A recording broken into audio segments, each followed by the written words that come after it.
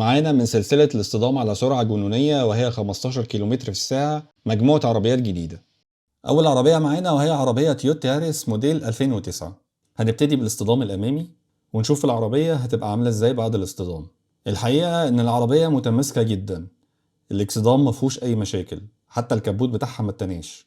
لما تبص على الخسائر الخارجية هتلاقي مفيش حاجة، الفانوس تمام والاكسدام تمام، لكن لما نيجي نبص جوه هنلاقي إن الفانوس اتكسر. الاكسدام فيه حاجة بسيطة مقطوعة من تحت ولكن مش مؤثرة بشكل عام، ونقدر نقول إنها نجحت بشكل كبير في الاصطدام الأمامي. نيجي بقى للاصطدام الخلفي. الحقيقة للوهلة الأولى برضو نقدر نقول الاصطدام الخلفي كويس جدا، يا دوب الاكسدام خرج من مكانه، لكن لا الفانوس اتكسر ولا العربية اتأثرت بشكل كبير. في ترحيلة شوية في الشنطة ولكن مقبولة جدا.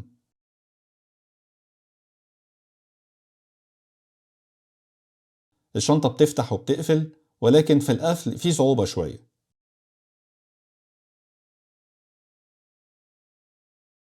نخش على العربية اللي بعدها وهي عربية هيونداي ايونيك موديل 2020، ودي عربية كهربائية للناس اللي بتفكر تشتريها. هنبتدي الأول بالاصطدام الأمامي. الحقيقة للوهلة الأولى الاصطدام الأمامي كويس جدا، مفهوش أي مشكلة خالص. هما قلبوا العربية دي شوية، مفيش تفاصيل عنها، ولكن الشكل العام بيقول إن العربية سليمة تماما. نيجي بقى للاصطدام الخلفي.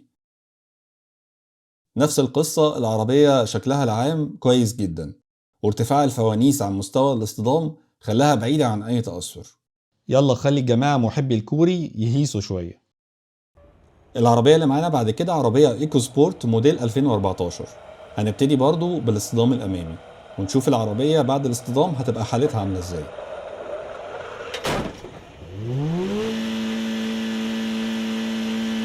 الحقيقة ان الاصطدام الأمامي كان سيء جدا، الكبوت اتطبق جدا، الاكسدام برضو اتكسر، الفانوس دخل لجوه، كبسولة الحزام فرقعت والحزام ما بقاش شغال والفبر بتاعه خرج من مكانه. نيجي بقى للاصطدام الخلفي. الحقيقة ان مكان الاستبن اللي بعض الناس فاكرة انه بيحمي العربية من الصدمات هو اللي كان ليه تأثير اكبر في الحالة اللي وصلت ليها العربية. الشنطة اتطبقت بشكل كبير جدا بسبب ان الاستبن دخل بيها لجوه. العربية اللي معانا بعد كده عربية هوندا سيفيك موديل 2007، ونبتدي برضه بالاصطدام الامامي. الحقيقة ان الاصطدام الامامي كان كويس جدا، شكل العربية تمام، ولكن في كارثة صغيرة ان العربية بتدخن، وده معناه ان الاصطدام خارجيا كان كويس جدا ولكن وصل لحد الريداتير. كمان الرفرف اتحرك من مكانه بشكل كبير جدا، ومش من الجزء الامامي، لا من الجزء الخلفي، ولكن برضه كبسولة الحزام ضربت والفبر بتاعها خرج من مكانه. غريبة ان هوندا تتأثر بالشكل ده مع انها المفترض انها من العربيات المحترمة. نيجي بقى للاصطدام الخلفي ونشوف هيحصل فيه ايه. الحقيقة ان الاكسدام خرج من مكانه بشكل مش كبير، ولكن المشكلة انه حصل فيه قطع كبير جدا، وده برضه مش متوقع من براند زي هوندا. الفانوس سليم، الاشارات شغالة، مفيش اي مشكلة. الكارثة بقى الكبيرة جدا اللي انا ما كنتش متخيلها واللي اتصدمت بسببها ان الصدمة سمعت لحد حوض الشنطة. طب تعالوا نشوف عربية تاني كده من عربيات هوندا وهي عربية سي ار في موديل 2014.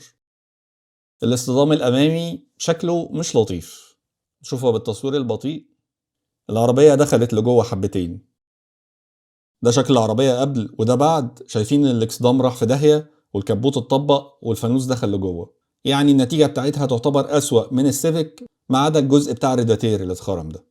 عامة بسيطة، الريداتير عايز بنطة لحام وهيبقى زي الفل.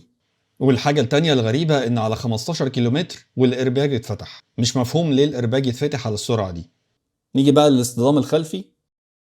الحقيقة إن العربية استقبلت الاصطدام الخلفي بشكل كويس، ما نقدرش نقول إن هو أثر عليها بشكل كبير، ونفس القصة ارتفاع الفوانيس عن مستوى الاصطدام خلاها ما تتأثرش بصورة كبيرة. فنقدر نقول إن العربية في الاصطدام الخلفي نجحت، ولكن في الأمامي كانت سيئة. آخر عربية معانا وهي عربية جيتا 2011.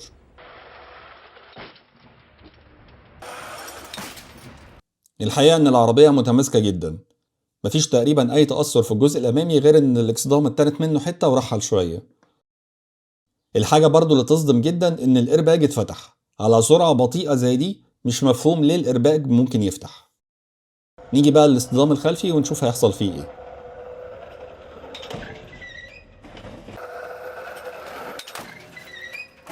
الحقيقة ان برضو العربية شكلها متماسك جدا، واثبتت فعلا ان هي عربية الماني متينة.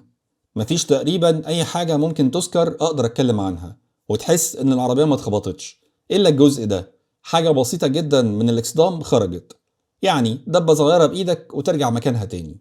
فنقدر نقول ان خيبة الامل في العربية دي كان في موضوع الايرباك بس، ولكن بشكل عام هي اتحملت الصدمة كويس. وبكده نكون وصلنا لاخر الفيديو ده. يا ترى في حد فيكم اتصدم زي في السيفيك والجيتا، ولا شايفين ان النتائج بتاعتهم طبيعية؟ وهل تحبوا نكمل في السلسلة دي بقية العربيات، ولا استكفيتوا لحد كده؟